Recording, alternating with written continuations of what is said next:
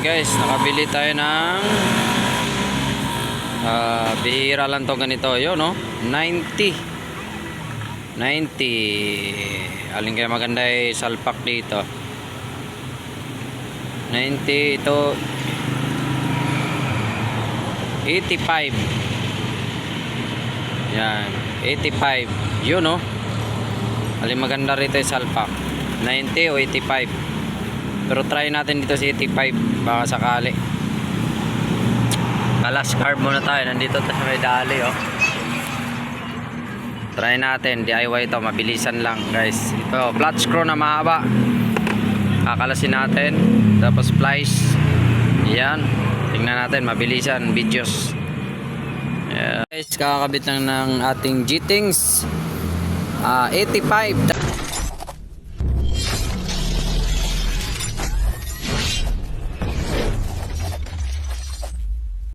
Mapa-under niya to, pero bago yan magka-grading muna tayo bago natin nilagay yung 85. Plug grading muna tayo dun sa stock niya na 100 yata yan, 100 para may reference tayo, may pagbabasihan tayo sa plug grading niya. Ingatan nyo lang dito guys, pag mainit huwag nyo palamigin nyo talaga. Okay naman siya, good naman, di masyadong maitim.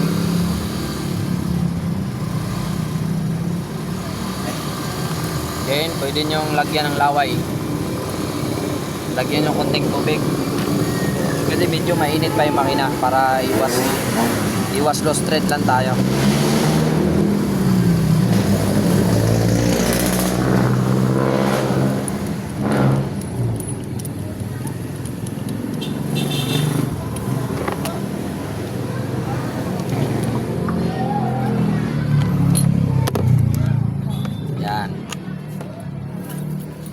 Sana mag-start siya. Oh, yeah. Nakakabit na ba hose? Lahat. Okay na.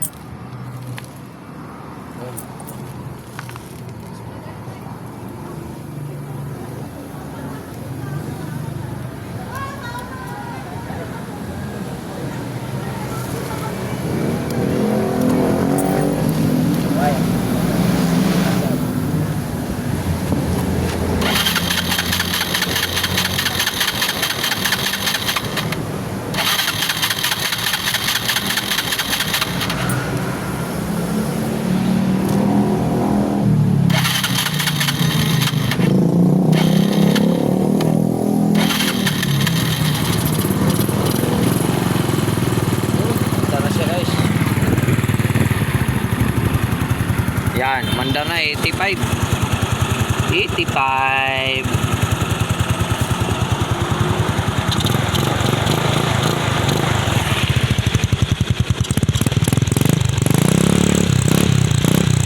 Manda naman siya sa high RPM. Pwede tayo mag-plug reading directly para hindi pa siya mainit. Try natin, plug reading tayo. Mandar siya. Kapag nangangitim, ibig sabihin overgas siya. Patayin muna natin. Tayo mag-testing. Pwede natin ma-testingan yung plug reading kung good siya.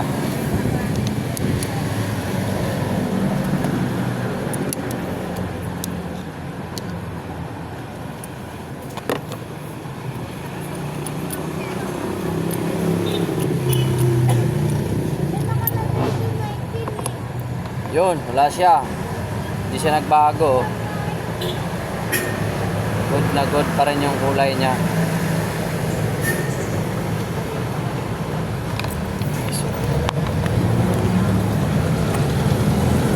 Yan.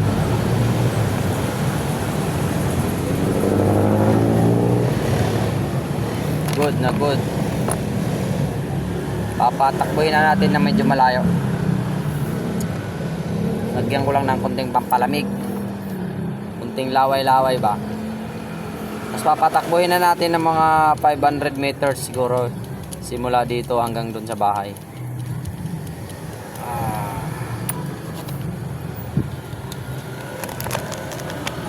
konting higpit lang kasi ano pa yon, mainit pa.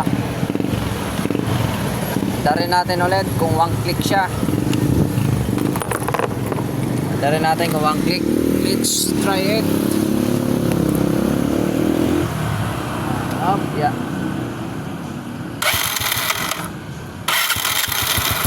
Yun o. 1 click lang no.